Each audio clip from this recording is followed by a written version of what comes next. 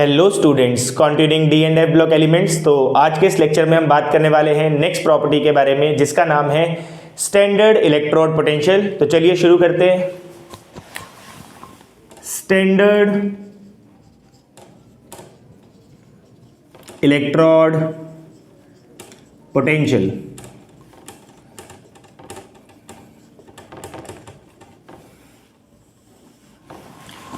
तो टॉपिक को शुरू करने से पहले मैं आपको बता दूं कि स्टैंडर्ड इलेक्ट्रोड पोटेंशियल होता क्या है। तो बेसिकली जब आपके पास एक मेटल की रॉड होती है और जब उस मेटल रॉड को उसके ही सॉल्ट सॉल्यूशन में क्या किया जाता है, डिप किया जाता है। तो मान के चलिए ये है जिंक रॉड, मेटल रॉड, जिसको डिप किया गया है उसी के सॉल्ट सॉल्यूशन में।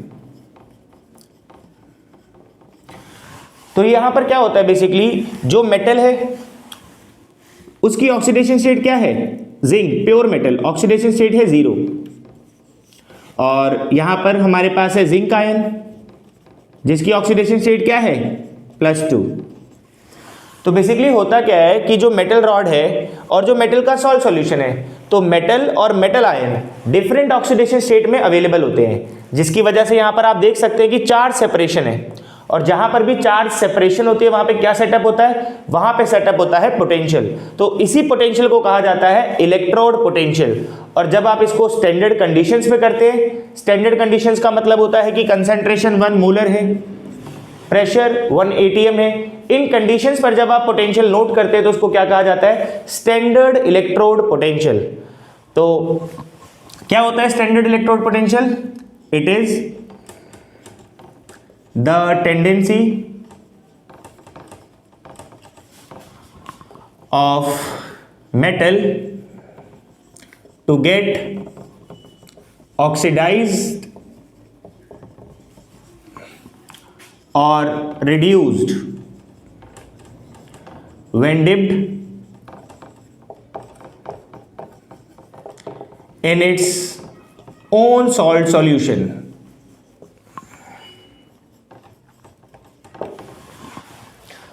तो जो स्टैंडर्ड इलेक्ट्रोड पोटेंशियल होता है वो बेसिकली दो तरीके का होता है। एक होता है स्टैंडर्ड ऑक्सीडेशन पोटेंशियल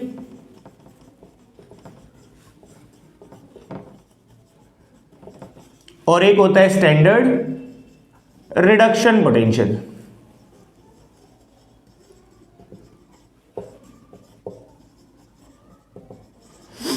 इसको आप SOP भी बोल सकते हैं और इसको आप SRP भी बोल सकते हैं।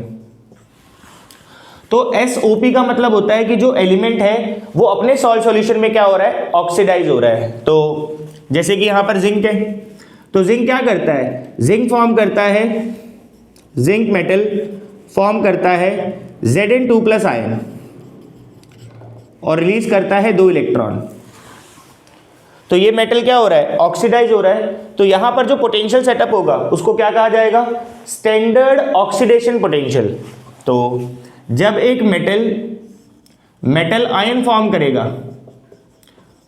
अपने ही सॉल्ट सॉल्यूशन में, तो उसको क्या कहा जाएगा, स्टैंडर्ड ऑक्सीडेशन पोटेंशियल। तो पोटेंशियल का सिंबल होता है E। स्टैंडर्ड के लिए हम यहां पे नॉट लगाते हैं। तो this is called standard. Metal किस में कन्वर्ट हो रहा है, मेटल आयन में। मेटल कन्वर्ट हो रहा है मेटल आयन में, तो इसको कहा जाएगा स्टैंडर्ड ऑक्सीडेशन पोटेंशियल। तो ये रिप्रेजेंटेशन होता है स्टैंडर्ड ऑक्सीडेशन पोटेंशियल का। तो इसको ऐसे भी आप याद रख सकते हैं कि अगर इलेक्ट्रॉन कैरियर का मतलब मेटल होता है, अगर इलेक्ट्रॉन कैरियर लेफ्ट साइड पर लिखा गया है तो वो ऑक्सीडेशन पोटेंशियल को रिप्रेजेंट करेगा। तो यहां पर आप देख सकते हैं कि जो मेटल है वो लेफ्ट साइड पे लिखा गया है, तो ये स्टैंडर्ड ऑक्सीडेशन पोटेंशियल हुआ। रिडक्शन पोटेंशियल क्या होगा, जब सॉल्यूशन के मेटल आयन रॉड से इलेक्ट्रॉन लेकर रिड्यूस होंगे और मेटल फॉर्म करेंगे। तो यहां पर क्या रिप्रेजेंटेशन होगा, जो मेटल आयन है वो किस में कन्वर्ट हो रहा है, मेटल आयन मेटल में कन्वर्ट हो रहा है। जब भी आप इलेक्ट्रॉन कैरियर को राइट साइड पर लिखते हैं तो उसको कहा जाता है रिडक्शन पोटेंशियल। तो ये हो जाएगा आपके पास स्टैंडर्ड रिडक्शन पोटेंशियल। ये सब बातें आप इलेक्ट्रोकेमिस्ट्री में पढ़ते हैं, अभी जस्ट स्टार्टिंग है तो मैं एक बार फिर से यहाँ पे रिवाइज करवा रहा हूँ। तो यहाँ पर आप जानते हैं कि जो एसओपी होता है, जो एसओपी होता है स्टैंडर्ड ऑक्सीडेशन पोटेंशियल, वो जस्ट नेगेटिव होता है किसका, स्टैंडर्ड रिडक्शन पोटेंशियल का। सिर्फ आप साइन बदल दें तो रिडक्शन पोटेंशियल किस में कन्वर्ट हो जाएगा, ऑक्सीडेशन पोटेंशियल में, या फिर ऑक्सीडेशन पोटेंशियल किस में कन्वर्ट हो जाएगा, रिडक्शन पोटेंशियल में। तो ये तो था आपके पास कि स्टैंडर्ड इलेक्ट्रोड पोटेंशियल होता क्या है। अब हम बात करते हैं कि स्टैंडर्ड इलेक्ट्रोड पोटेंशियल डिपेंड किसके ऊपर करता है।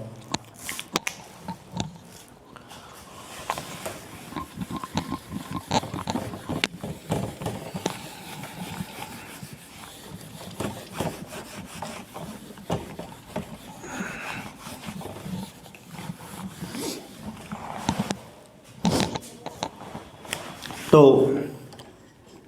Standard electrode potential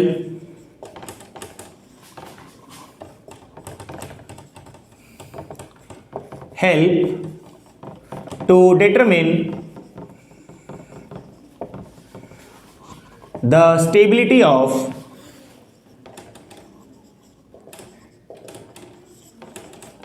different oxidation states.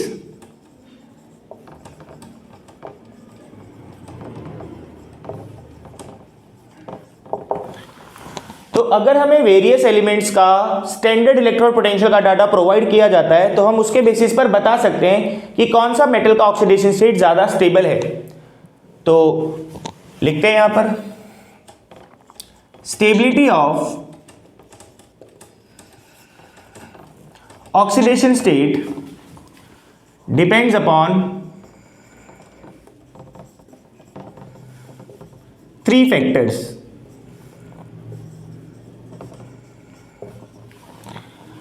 First factor is enthalpy of sublimation.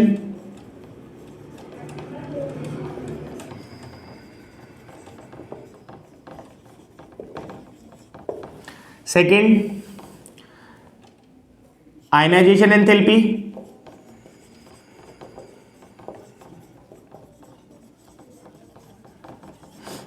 And third, enthalpy of hydration.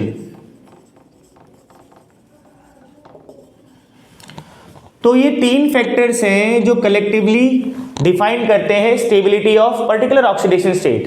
तो जैसे कि आपके पास एक मेटल है और वो मेटल क्या कर रहा है, मेटल आयन फॉर्म कर रहा है। मेटल की फिजिकल स्टेट क्या होती है, सॉलिड्स, और वो मेटल आयन फॉर्म कर रहा है एक्वस सॉल्यूशन में और रिलीज कर रहा है एन इलेक्ट्रॉन। तो जब ये मेटल आयन फॉर्म करता है तो यहाँ पे कुछ एंथैल्पी रिलीज होती है, कुछ एनर्जी रिलीज होती है। Let us take delta h.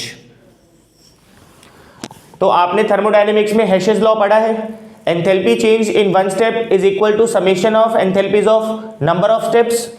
तो ये बेसिकली अगर हम देखें तो ये मेटल से मेटल आयन बन कैसे रहा है। तो सबसे पहले क्या होता है, मेटल को सबलाइम किया जाता है और उसको गैसियस फॉर्म में कन्वर्ट किया जाता है, क्योंकि जो इलेक्ट्रॉन है वो सॉलिड स्टेट में इलेक्ट्रॉन लूज नहीं करते हैं। तो आपको पहले उसको सबलाइम करना होगा और उसको गैसियस फॉर्म में कन्वर्ट करना होगा। तो यहाँ पर सबलाइम करने के लिए जो एंथैल्पी दी जाएगी उसको कहा जाएगा एंथैल्पी ऑफ सब्लिमेशन। ये पॉजिटिव होगी क्योंकि हम ये दे रहे हैं। नाउ अब यहाँ पर आप मेटल में से इलेक्ट्रॉन इजेक्ट करेंगे। तो मान लीजिए आपने इससे एक इलेक्ट्रॉन लिया, तो इसको कहा जाएगा फर्स्ट आयनाइजेशन एंथैल्पी। इसको क्या कहा जाएगा, जब आपने पहली बार इलेक्ट्रॉन निकाला उसको कहा जाएगा फर्स्ट आयनाइजेशन एंथैल्पी। तो ये भी आपने एनर्जी सप्लाई की है।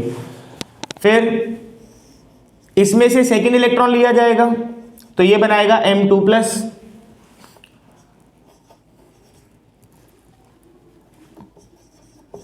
तो इसको कहा जाएगा सेकेंड आयनाइजेशन एंथैल्पी। ये भी हमने सप्लाई की है इलेक्ट्रॉन निकालने के लिए। नाउ इसको ऐसा करें आप 2+ कर लें, क्योंकि हम इस चैप्टर में जो ऑक्सीडेशन स्टेट डिस्कस करने वाले हैं वो डिस्कस करने वाले हैं कौन कौन सी। एक आप बात करेंगे M2+ to M, और एक आप बात करने वाले हैं M3+ से M2+। ये दो डिफरेंट ऑक्सीडेशन स्टेट्स की आपने स्टेबिलिटी को डिस्कस करना है स्टैंडर्ड इलेक्ट्रोड पोटेंशियल के बेसिस पर। तो यहां पर हमने 2+ ले लिया है। नाउ अब आप इस 2+ को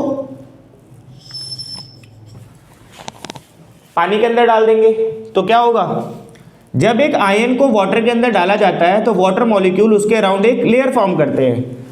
यह आपने पढ़ा होगा कि जब भी एक मेटल को वाटर में डाला जाता है तो वाटर के जो मॉलिक्यूल्स होते हैं वो उसके अराउंड एक लेयर फॉर्म करते हैं, जिससे उसकी स्टेबिलिटी बढ़ती है।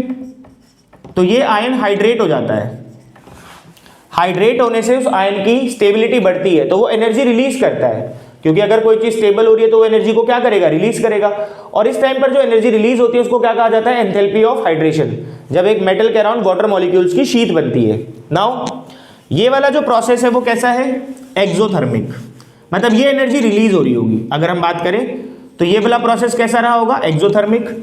और ये जो आपके 3 प्रोसेसेस हैं ये क्या रहे होंगे, एंडोथर्मिक रहे होंगे। तो यहां से आप डेल्टा H कैलकुलेट करते हैं, डेल्टा H ऑफ रिएक्शन, जो किसके ऊपर डिपेंड करता है, सब्लिमेशन एंथैल्पी के ऊपर, आयनाइजेशन एंथैल्पीज के ऊपर और एंथैल्पी ऑफ हाइड्रेशन के ऊपर।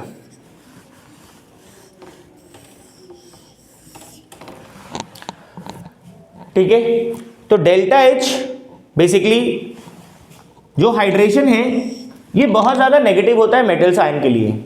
तो अब अगर आपको डाटा पता है, इलेक्ट्रोकेमिस्ट्री अगर आपने कर रखा है तो आपने देखा होगा कि जो भी मेटल आयन थे उनका जो पोटेंशियल देखा था हम लोगों ने, रिडक्शन पोटेंशियल देखा था, वो जनरली नेगेटिव था। क्यों, क्योंकि जो मेटल आयन्स होते हैं उनका जो एंथैल्पी ऑफ हाइड्रेशन होता है वो बहुत ज़्यादा होता है।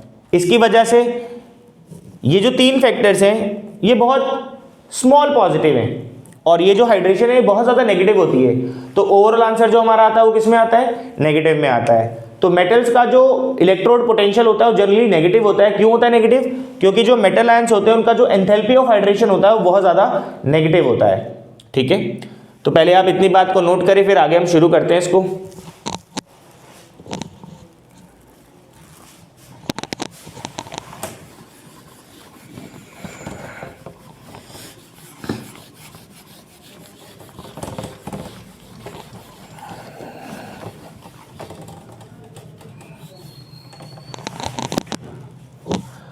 तो अब आप जानते हैं कि जैसे जो मेटल है वो M2+ आयन फॉर्म कर रहा है और 2 इलेक्ट्रॉन रिलीज कर रहा है। तो आपने थर्मोडायनेमिक्स में पढ़ा है कि ये प्रोसेस फिजिबल कब होगा, मतलब ये रिएक्शन होगी कब, जब इस प्रोसेस का डेल्टा G क्या रहेगा, जब इस प्रोसेस का डेल्टा G क्या रहेगा, नेगेटिव रहेगा। अब डेल्टा G किसके बराबर होता है, हम स्टैंडर्ड की बात कर रहे हैं तो स्टैंडर्ड इलेक्ट्रोड पोटेंशियल है यहाँ पे हमारे पास। चलो शुरू करते हैं। डेल्टा G0 किसके बराबर होगा, delta H0 minus T delta S0। तो इसको डेल्टा H0 ही कर लो क्योंकि हम स्टैंडर्ड की बात कर रहे हैं फिलहाल। नाउ ये जो हमारा डेल्टा H है, क्योंकि हमें पता है एंथैल्पी ऑफ हाइड्रेशन बहुत ज़्यादा नेगेटिव होती है, ये अकेला एक्सो है तो ये एनर्जी रिलीज हो रही होगी, और ये जो हमारे 3 स्टेप्स हैं ये एंडो रहे होंगे। तो डेल्टा H जितना नेगेटिव होगा, अगर ये नेगेटिव हो गया, अगर ये नेगेटिव हो गया, ये भी नेगेटिव है वो भी नेगेटिव है, तो ओवरऑल आंसर किस में आएगा, नेगेटिव में आएगा। तो प्रोसेस कैसा होगा, फिजिबल होगा। नहीं तो और भी देख सकते हैं कि ये चीज किसके बराबर होती है, -NF E0 सेल के। N number of electrons positive रहेंगे, F फाराडे वो भी पॉजिटिव रहेगा, E0 सेल। अब यहां पे ध्यान दे, डेल्टा G नेगेटिव कब होगा, डेल्टा G नेगेटिव तब होगा जब E0 सेल क्या रहे, बोलिए, E0 सेल जब पॉजिटिव रहेगा, क्योंकि पॉजिटिव और नेगेटिव ही आंसर को नेगेटिव रखने वाला है। तो ये ऑक्सीडेशन रिएक्शन है, तो यहां पर हम ऐसा लिख दें SOP, मतलब ये रिएक्शन फिजिबल तब होगी, यहां लिख देते हैं if delta G is negative. Delta G negative कब होगा, जब आपका स्टैंडर्ड ऑक्सीडेशन पोटेंशियल क्या होगा, when standard oxidation potential is positive, मतलब मेटल से मेटल आयन बनना, ये होता है स्टैंडर्ड ऑक्सीडेशन पोटेंशियल। जब इसकी वैल्यू पॉजिटिव होगी, इसका मतलब बहुत ज्यादा टेंडेंसी है कि जो डेल्टा जी है वो नेगेटिव रहेगा, और अगर डेल्टा जी नॉट नेगेटिव होगा तो मेटल किस में कन्वर्ट हो पाएगा, मेटल आयन में कन्वर्ट हो पाएगा। तो अगर ये मेटल आयन में कन्वर्ट हो पा रहा है, मतलब प्रोसेस काफी फिजिबल है। इसका मतलब जो M2+ होगा, मतलब ये प्रोसेस होना चाहता है, ये प्रोसेस होना चाहता है, इसका मतलब जो इसका M2+ आयन है वो क्या रहा होगा, स्टेबल रहा होगा। तभी तो आप ये चीज करना चाहते हैं। ये प्रोसेस हाईली फिजिबल है। इसका मतलब जो मेटल है वो मेटल आयन बनाना चाहता है, इसका मतलब वो अपनी मेटेलिक फॉर्म में स्टेबल नहीं है, और वो मेटल आयन बनाना चाहता है, इसका मतलब जो उसकी आयोनिक फॉर्म है वो ज्यादा स्टेबल है। तो यहां पर आप एक सिंपल सा डाटा लिख सकते हैं अपने लिए कि अगर SOP पॉजिटिव है, अगर SOP पॉजिटिव है तो इसका मतलब जो उसका आयोनिक फॉर्म है वो बहुत ज्यादा स्टेबल होगा। बट हमें पता है कि जो हमने इलेक्ट्रोकेमिस्ट्री पढ़ी थी वहां पर जो हमने डाटा लिया था, वो डाटा हमने किस में लिया था, हमारे पास वहां पर जो डाटा है वो रिडक्शन पोटेंशियल की टर्म में है, तो कोई दिक्कत नहीं है। अगर SOP पॉजिटिव है तो इसका मतलब SRP क्या होना चाहिए, SRP नेगेटिव होना चाहिए। मतलब अगर आपको किसी भी मेटल का SRP हाईली नेगेटिव मिल रहा है, इसका मतलब उसकी जो आयोनिक फॉर्म है वो ज्यादा स्टेबल है। तो शुरू करते हैं।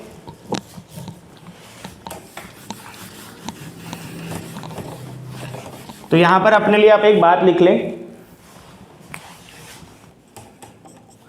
More negative value of SRP, more is the stability of metal ion in its aqueous solution। तो अगर मेटल आयन का ऑक्सीडेशन पोटेंशियल पॉजिटिव है तो उसकी आयनिक फॉर्म बहुत ज़्यादा स्टेबल होगी, और अगर किसी भी मेटल का जो पोटेंशियल है, अगर आपको रिडक्शन पोटेंशियल दिया जा रहा है, अगर वो हाईली नेगेटिव है तब उसका जो आयनिक फॉर्म होगा वो बहुत ज़्यादा स्टेबल होगा। तो इस बात को आप नोट कर लें, फिर आगे शुरू करते हैं।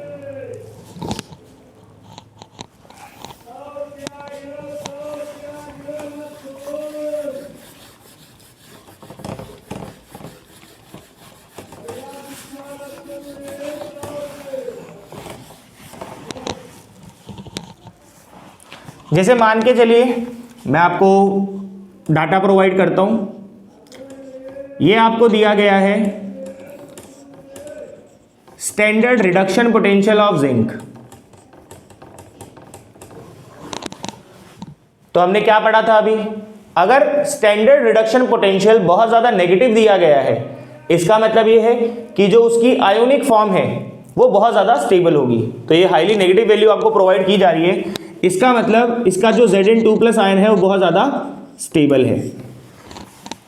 इसका मतलब जिंक और Zn2+ में से ज्यादा स्टेबल कौन है, Zn2+ है, मतलब Zn किस में कन्वर्ट होना चाहेगा, Zn2+ में कन्वर्ट होना चाहेगा। और देखें जैसे आपको दिया जा रहा है कॉपर 2+, कॉपर ये आपको दिया गया है प्लस 0.34 वोल्ट। अब यहां पर आप देख सकते हैं कि जो स्टैंडर्ड रिडक्शन पोटेंशियल है वो आपको पॉजिटिव दिया जा रहा है, और अगर SRP पॉजिटिव दिया जा रहा है, इसका मतलब ये रिएक्शन में जो आपका आयोनिक फॉर्म है वो काफी अनस्टेबल है। कॉपर आयन यहां पे क्या है, काफी अनस्टेबल है। कॉपर आयन यहां पे क्या है, काफी अनस्टेबल है, यानी कि जो कॉपर है वो कॉपर 2+ आयन फॉर्म नहीं करना चाहेगा। तो अगर आपको स्टैंडर्ड रिडक्शन पोटेंशियल का डाटा पता है तो आप देख सकते हैं कि उसकी कौन सी फॉर्म ज्यादा स्टेबल होगी। तो अगर आपसे यहां पे पूछा जाए कॉपर 2+ और कॉपर में ज्यादा स्टेबल कौन है, तो आपका आंसर होगा copper is more stable than copper 2+, क्योंकि जो SRP है वो हाईली पॉजिटिव है, और अगर SRP पॉजिटिव है इसका मतलब उसकी आयोनिक फॉर्म अनस्टेबल है। ये बात अभी हमने पीछे लिखी भी थी, तो इस बात को आप नोट करें।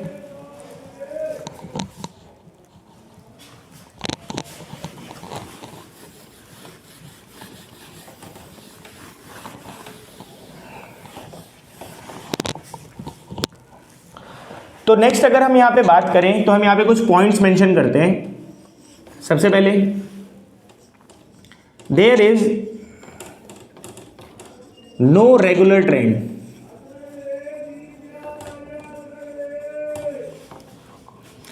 इन स्टैंडर्ड इलेक्ट्रोड पोटेंशियल।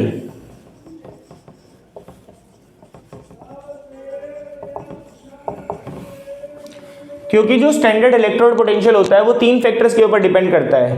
सबसे पहले एंथैल्पी ऑफ सब्लिमेशन, दूसरा आयनाइजेशन एंथैल्पी। तो आप जानते हैं कि जो डी ब्लॉक एलिमेंट्स है इनमें आयनाइजेशन एंथैल्पी का ट्रेंड काफी इर्रेगुलर है, तो एसआरपी का ट्रेंड भी काफी इर्रेगुलर रहने वाला है बिकॉज ऑफ इर्रेगुलरिटी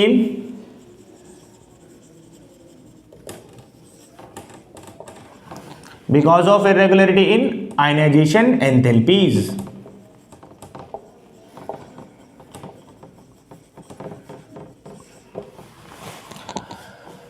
तो यहां पर जब हम 3D सीरीज का डाटा ऑब्जर्व करते हैं तो हमें यहां पर देखने को मिलता है कि सबसे पहले जो स्टैंडर्ड इलेक्ट्रोड पोटेंशियल की वैल्यू है वो more negative to less negative जाती है, लेकिन इन बिटवीन आपको देखने को मिलता है कि वैल्यू फिर हाई नेगेटिव चली जाती है, उसके बाद फिर आप थोड़ा सा आगे की तरफ जाते हैं तो लेस नेगेटिव, फिर उसके बाद थोड़ा और आगे बढ़ते हैं तो मोर नेगेटिव की तरफ बढ़ जाती है। तो यहाँ पर जो डाटा है वो काफी इर्रेगुलर है। शुरुआत में आपको दिखता है कि more negative to less negative जा रहा है, फिर आपको एक एब्रप्टली दिखता है कि ये लेस नेगेटिव से मोर नेगेटिव की तरफ जा रहा है, फिर और आगे जाते हैं तो आपको दिखता है कि more negative to less negative जा रहा है, and then again less negative to more negative. तो यहाँ पर कुछ बातें हम करने वाले हैं। तो at the start SRP values move from more negative value to less negative value, and then again become more negative for manganese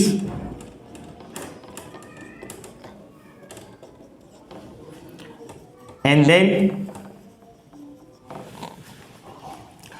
again move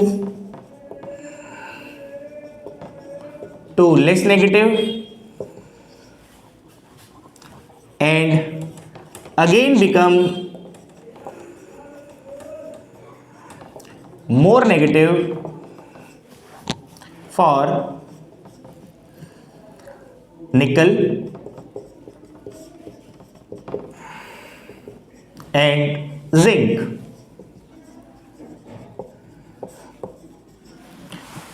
तो ये जो है इर्रेगुलर ट्रेंड आपको यहाँ पे देखने को मिलता है कि जब आप लेफ्ट टू राइट जाते हैं, मतलब जब आप स्कैंडियम से आगे की तरफ बढ़ते हैं तो आपको दिखता है कि वैल्यू पहले लेस नेगेटिव हो रही है, उसके बाद जैसे ही मैंगनीज आता है तो वैल्यू लेस नेगेटिव होनी चाहिए थी बट एकदम एब्रप्टली मोर नेगेटिव हो जाती है, और उसके बाद फिर से लेस नेगेटिव होती जाती है, एंड देन जब आप निकल के पास पहुंचते हैं तो यहां पर भी आपको वैल्यू लेस नेगेटिव से मोर नेगेटिव की तरफ जाती हुई नजर आती है, और जिंक में भी आपको वैल्यू मोर नेगेटिव नजर आती है। तो ऐसा क्यों? तो अगर हम यहां पे बात करें, सबसे पहले हम मैग्नीज की बात करते हैं। तो जो मैग्नीज है,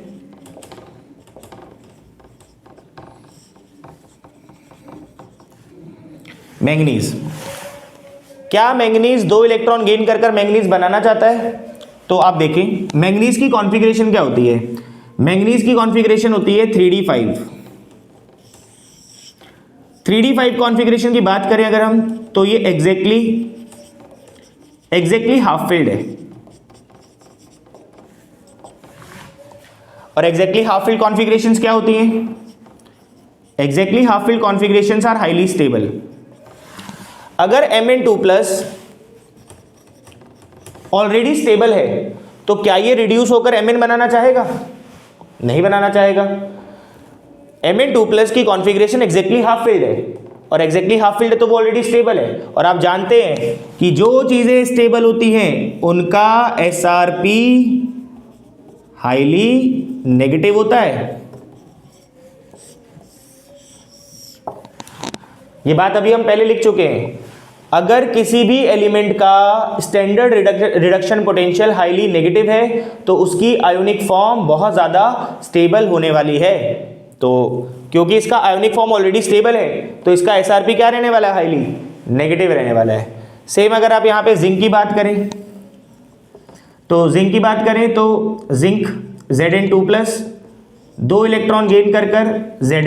एसआरपी की बात करें तो मुझे रिडक्शन रिएक्शन ही लिखना होगा, हम लोग यहाँ पे स्टैंडर्ड रिडक्शन पोटेंशियल की ही बात कर रहे हैं। तो क्वेश्चन ये है कि जिंक का जो स्टैंडर्ड रिडक्शन पोटेंशियल होता है बहुत ज़्यादा नेगेटिव होता है, बहुत ज़्यादा नेगेटिव होता है। इसका क्या मतलब है? इसका मतलब है कि जो जिंक की आयोनिक फॉर्म होती है वो बहुत ज़्यादा स्टेबल है। तो देखिए जरा स्टेबल है या नहीं है। तो जिंक 2+ की कॉन्फ़िगरेशन है 3d10, तो आपको पता है 3d10 एग्जैक्टली फुली फिल्ड है।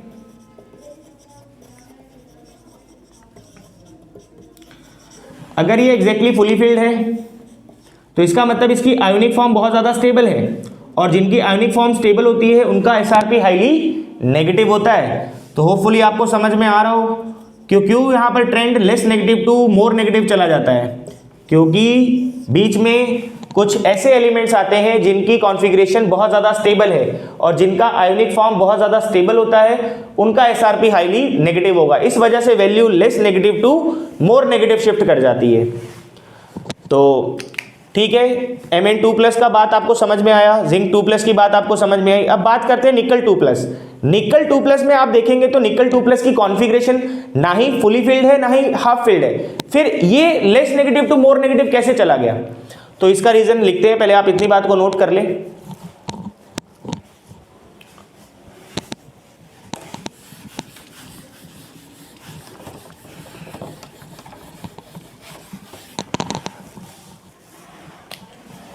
निकल 2+ की बात करें तो निकल 2+ एक्वस 2 इलेक्ट्रॉन गेन कर निकल फॉर्म करना चाहेगा या नहीं करना चाहेगा, वो डिपेंड करता है कि उसका एसआरपी कैसा है।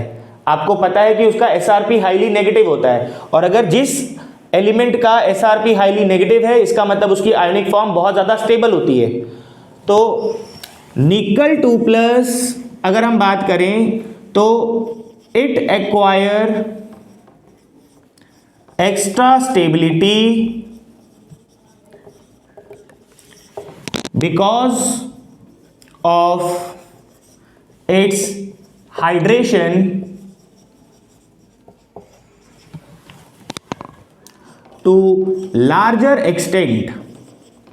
निकल 2+ की हाई चार्ज डेंसिटी की वजह से, निकल 2+ की हाई चार्ज डेंसिटी की वजह से इसकी हाइड्रेशन बहुत ज़्यादा हो जाती है, और अगर किसी आयन के अराउंड बहुत अच्छी वाटर की लेयर बन चुकी है तो उसके रिडक्शन के चांसेस बहुत कम हो जाएंगे, क्योंकि वो पहले ही स्टेबल है, क्योंकि उसके अराउंड वाटर की क्या बन चुकी है, एक लेयर बन चुकी है। और अगर लेयर बनती है तो इसका मतलब उसकी हाइड्रेशन बहुत अच्छी हुई है। हाइड्रेशन अच्छे होने का मतलब होता है कि वो बहुत ज़्यादा स्टेबलाइज हो चुका है, और अगर वो स्टेबलाइज हो चुका है तो बहुत ज़्यादा एनर्जी रिलीज करेगा। तो इसकी वजह से उसका एंथैल्पी ऑफ हाइड्रेशन बहुत ज़्यादा नेगेटिव होता है, जिसकी वजह से उसका डेल्टा एच बहुत ज़्यादा नेगेटिव आएगा। डेल्टा एच नेगेटिव आ रहा है, इसका मतलब इसका एसआरपी भी बहुत ज़्यादा नेगेटिव होगा। तो निकल 2+ में trend less negative to more negative क्यों जाता है? क्योंकि इसकी हाइड्रेशन एंथैल्पी बहुत ज़्यादा नेगेटिव होती है। तो ये आपको 3 क्वेश्चंस पता होने चाहिए कि मैंगनीज, जिंक और निकल में जो वैल्यूज हैं एसआरपी की वो बहुत ज़्यादा नेगेटिव क्यों हैं। तो इसको भी आप नोट कर लें।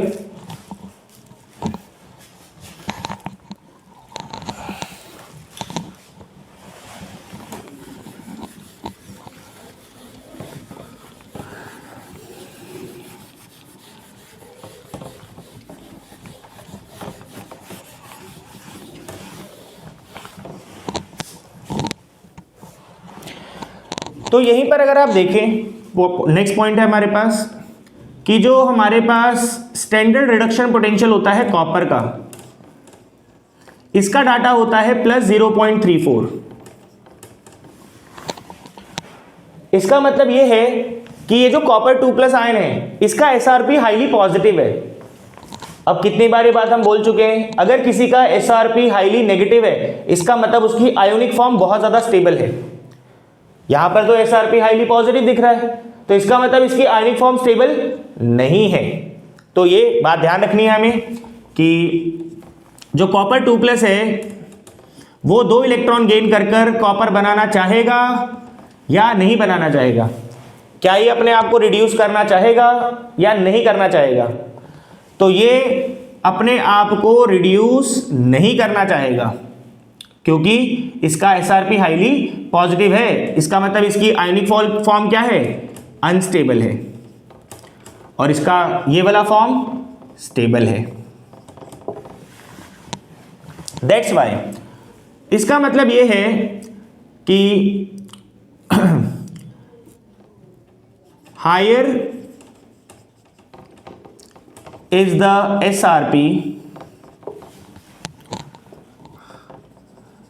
greater is the tendency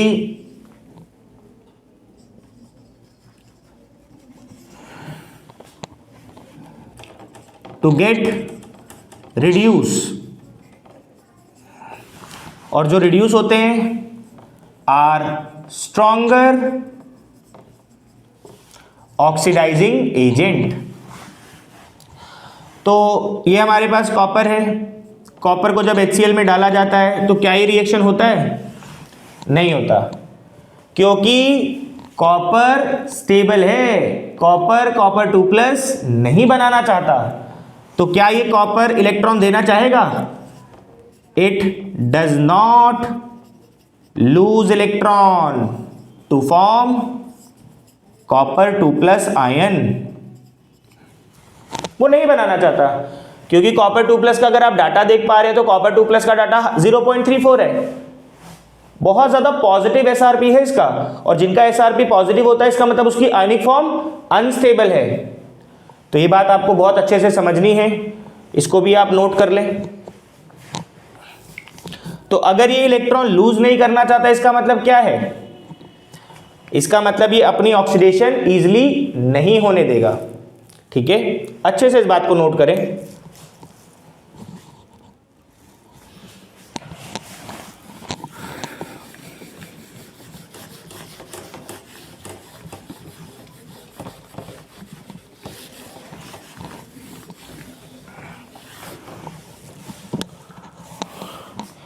अब एक क्वेश्चन जो और है वो ये पूछा जाता है यहां पर कि जनरली जो मेटल आयंस होते हैं उनका जो हाइड्रेशन होता है वो बहुत ज्यादा होता है, और हाइड्रेशन जब बहुत ज्यादा होता है तो उनकी एंथैल्पी ऑफ हाइड्रेशन भी बहुत ज्यादा रिलीज होती है।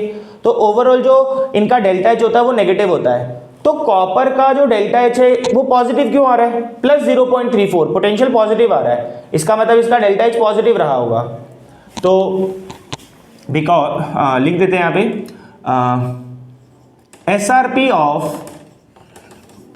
Copper 2+ copper is positive because enthalpy of hydration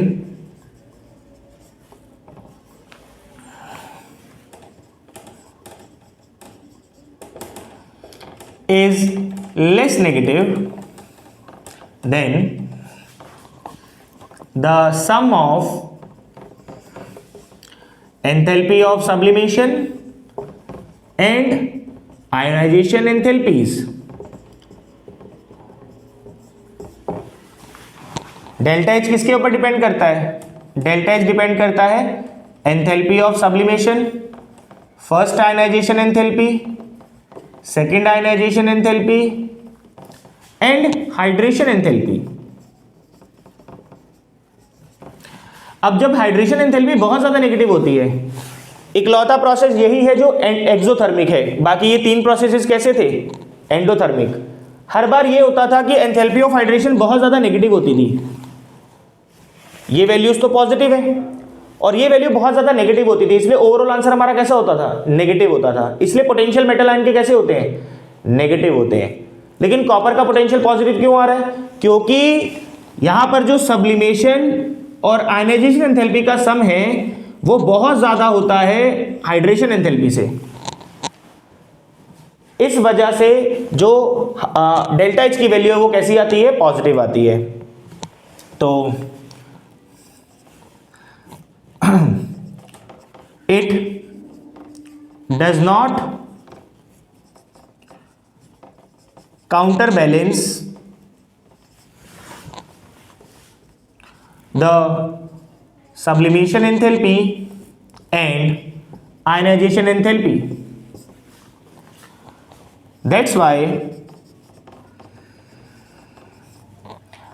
potential of copper ion is positive. तो SRP of copper ion is positive because enthalpy of hydration is less negative. तो यहाँ पर जो एंथैल्पी ऑफ हाइड्रेशन निकलता है copper ion का वो बहुत कम निकलता है, जो कि सब्लिमेशन और आयनाइजेशन एंथैल्पी के सम से छोटा होता है। इसकी वजह से ओवरऑल आंसर कैसा रह जाता है?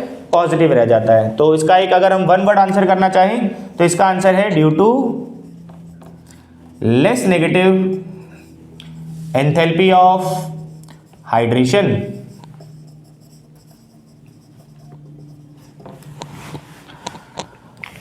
तो ये भी एक बहुत इंपॉर्टेंट पॉइंट था जो एनसीईआरटी में कवर अप किया गया है, तो आप इसको बहुत अच्छे से पढ़ें। नेक्स्ट पॉइंट देखते हैं।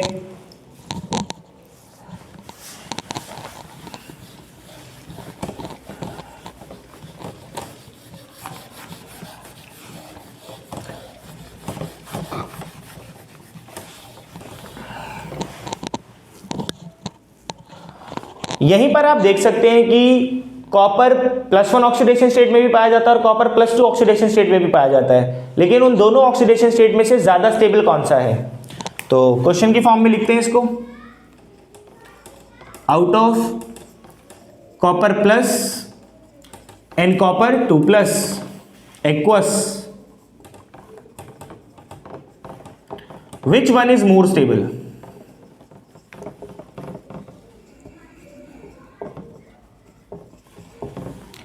तो अगर आप यहां पे कॉपर प्लस की कॉन्फ़िगरेशन लिखेंगे तो कॉपर प्लस की कॉन्फ़िगरेशन है 3d10 जो कि एग्जैक्टली फुली फिल्ड है।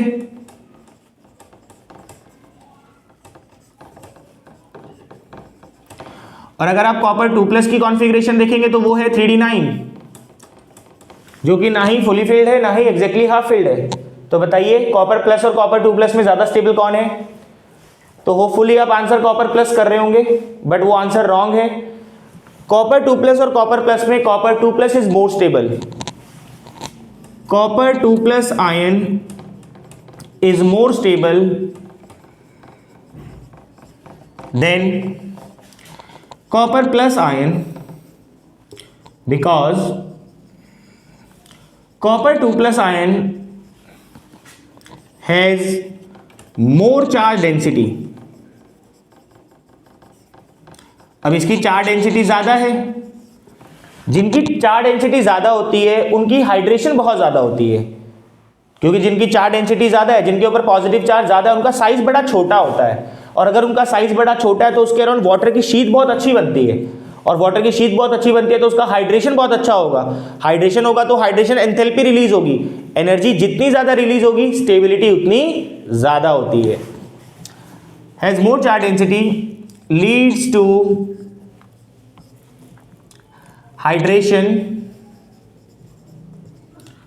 to larger extent and release very high negative value of hydration enthalpy।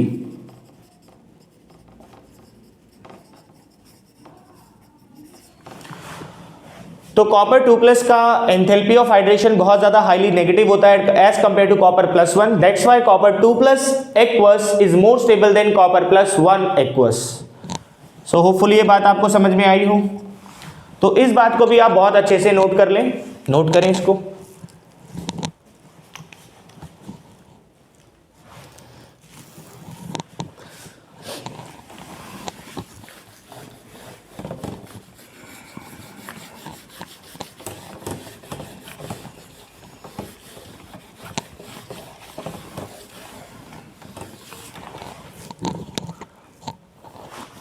अब नेक्स्ट क्वेश्चन है आपके पास, बहुत इंपॉर्टेंट क्वेश्चन है, एनसीईआरटी क्वेश्चन है। क्या क्वेश्चन है? Chromium 2+ is strong reducing agent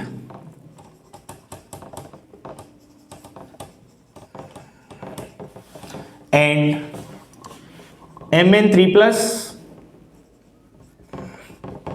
is a strong oxidizing agent.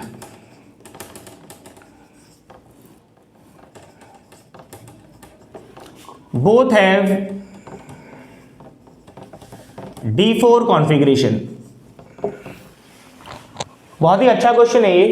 तो जरा आप क्रोमियम 2+ की कॉन्फ़िगरेशन लिख के देखें पहले। क्रोमियम 2+, क्रोमियम क्या होता है? क्रोमियम होता है 3d5 4s1। तो क्रोमियम 2+ है। 2+ का मतलब एक इलेक्ट्रॉन यहाँ से चला जाएगा और एक इलेक्ट्रॉन यहाँ से चला जाएगा, तो इसकी कॉन्फ़िगरेशन हो जाएगी 3d4। अब कहा जाता है कि जो क्रोमियम 2+ होता है वो एक स्ट्रॉन्ग रिड्यूसिंग एजेंट है। रिड्यूसिंग एजेंट का मतलब ये खुद की क्या करना चाहता है? खुद की ऑक्सीडेशन करना चाहता है। तो ऐसा क्यों? तो बेसिकली होता क्या है कि जो क्रोमियम है,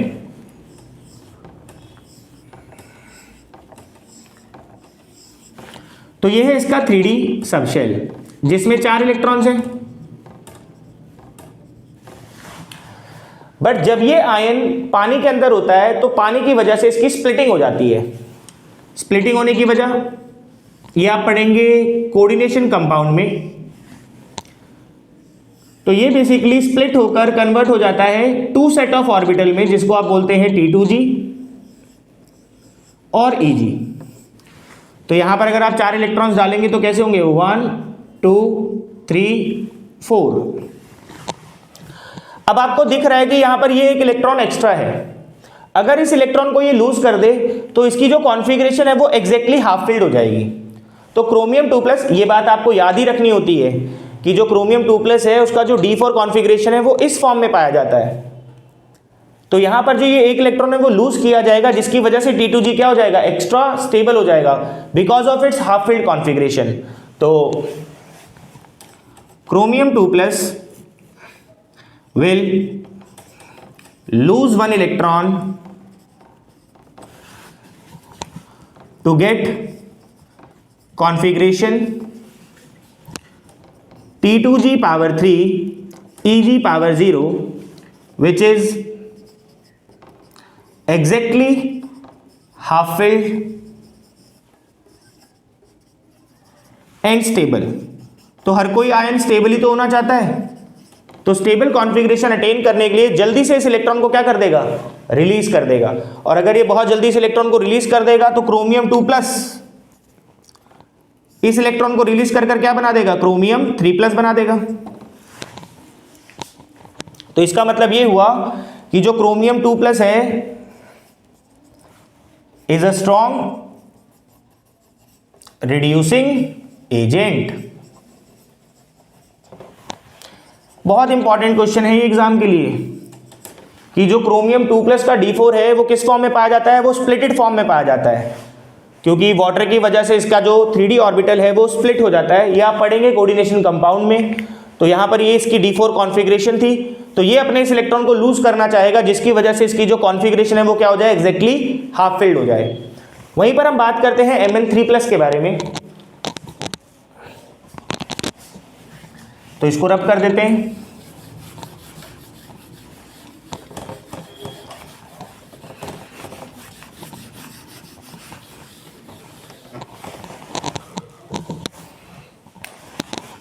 तो अगर आप Mn3+ की बात करें तो Mn3+ क्या है? Mn की कॉन्फ़िगरेशन क्या होती है? Mn की कॉन्फ़िगरेशन होती है 3d5 4s2। 3+ का मतलब 2 इलेक्ट्रॉन ये चले जाएंगे और 1 इलेक्ट्रॉन ये चला जाएगा, तो इसके पास कॉन्फ़िगरेशन हो जाएगी 3d4। अब Mn3+ बिहेव करता है एक strong oxidising agent. Oxidising agent का मतलब है कि खुद की क्या करना चाहता है? रिडक्शन करना चाहता है। तो जैसे ही 3d4 का मतलब क्या है? This is 3d4। तो जैसे ही एक इलेक्ट्रॉन गेन करेगा इसकी कॉन्फ़िगरेशन क्या हो जाएगी? एग्जैक्टली फुली फिल्ड हो जाएगी। तो Mn3+ has D4 configuration and it rapidly gain 1 electron, due to which it attain 3d5 configuration, which is exactly half filled and stable. That's why Mn3 plus is strong oxidizing agent.